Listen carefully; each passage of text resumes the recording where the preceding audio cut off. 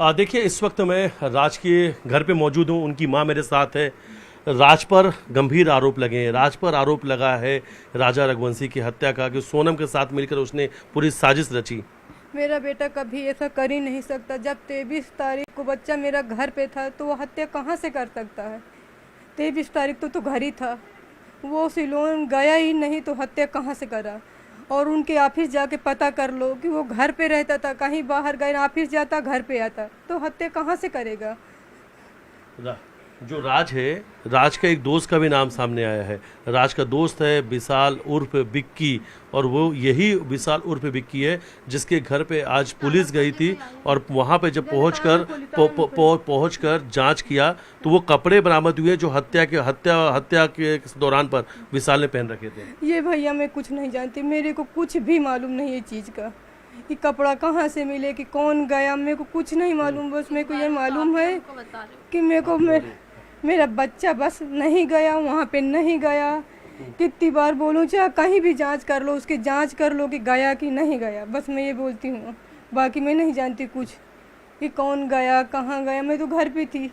सोनम के साथ में आपके बेटे की कितनी बातचीत होती थी? सोनम के यहाँ कब से काम आपका बेटा कर रहा था? क्या घर में कभी सोनम की भी चर्चा करता था वो? कभी नहीं गया। मेरा बच्चा 2 साल से काम करता था। गोविंद भैया की बहन थी, वहाँ पे मेरा राज काम करता था।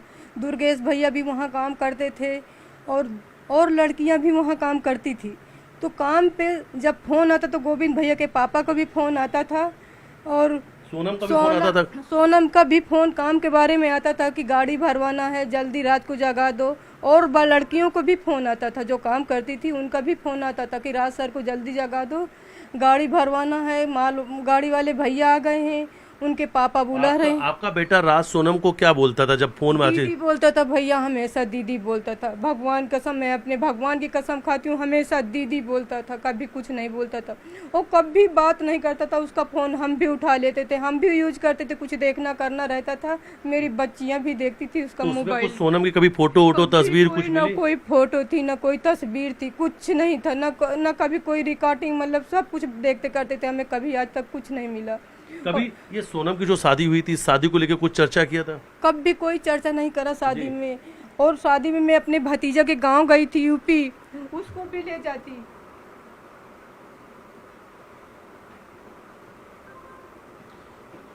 राज, अभी सुबह आप चर्चा कर रही थी हमसे बातचीत के दौरान पर कि राज अभी बीच में अचानक से एक दिन तैयार होकर घर से निकलता है, कि वो कब की घटना थी, कब की बात थी? संडे के दिन 6 बजे। हाँ। राज आया। हाँ। आके बोलता, ड्यूटी से आया, संडे के दिन गया था। हाँ। गोदाम पे कुछ काम था तो आया और बोला, मम्मी मैं मंदिर जा रहा हूँ। नहाने चला गया। नहा के आए तो सुहानी से बोलता, बेटी कपड़ा मेरे निकाल दे, मैं मंदिर जा रहा हूँ। मैंने बोला, बेटा मैं आम रस बना रही हूँ, खा ले फिर जाना।